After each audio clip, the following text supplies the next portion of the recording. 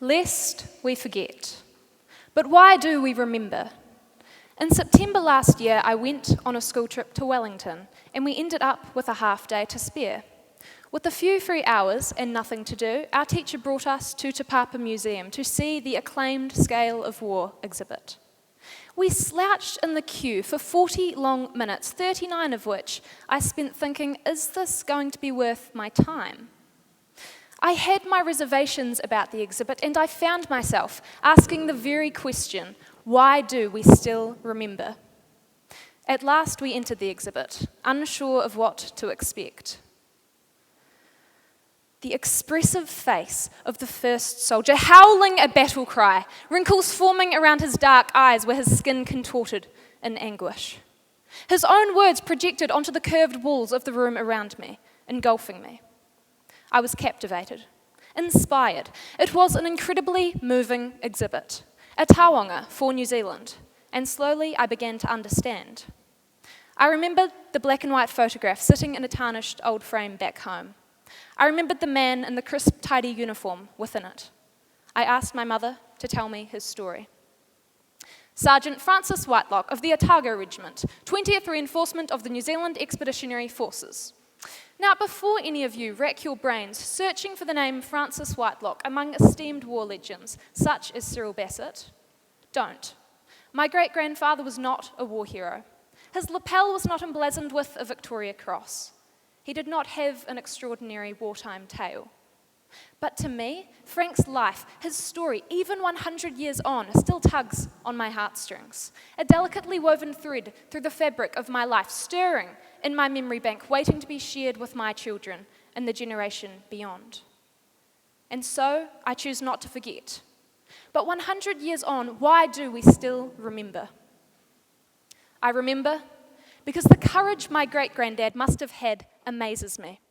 He was shipped off to the Battle of Passchendaele, also known as the Battle of Mud, as the heaviest rainfall seen in 30-odd years invaded the region, leaving in its wake a swamp-like battleground.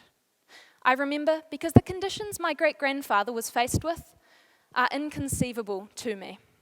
Try to imagine yourself slogging through a metre of oozing mud, thick uniform dragging you down, rifle slung over one shoulder, furious bullets chasing your weary body as the enemy attack.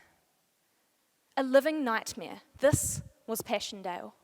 Military tanks commanded forward to the front line were simply seized by layers of mud.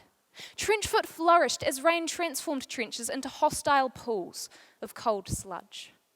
Our soldiers found companionship in the scavenging rats which gorged on their dead friends. I remember because our troops were scared out of their wits, shells erupting in every direction, the rattle of gunfire as familiar as the thrum of the rain pelting down on you, trudging through sludge, shaky finger on the trigger, ready to shoot. To withstand the horrid conditions our Kiwi servicemen and women endured, I cannot begin to comprehend the terror my great-granddad felt, or to imagine the monumental courage required to overcome it. I remember because my great-granddad was in a family of 8 boys, 5 of whom were serving with the colours in the First World War, and 2 of whom lost their lives in battle. 2 brothers, 2 sons, 2 uncles, 2 friends, 2 more added to the death toll of World War I. I remember because my great-great-uncle, Herbert Whitelock, was a shepherd in the South Island.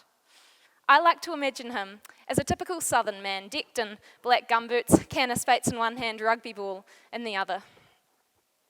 When the war erupted, Herbert was eager to enlist, proud to fight for Aotearoa.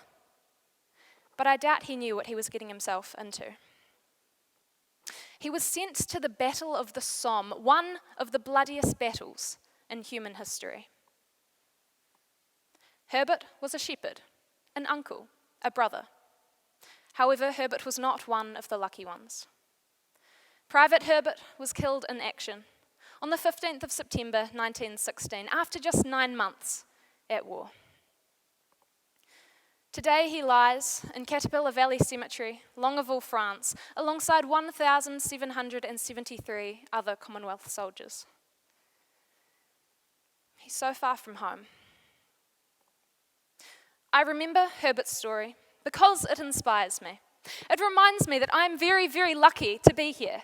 What if my great-granddad had been in his brother's place? Herbert's story inspires me because it shows us just how precious life is and how quickly it can all be taken away.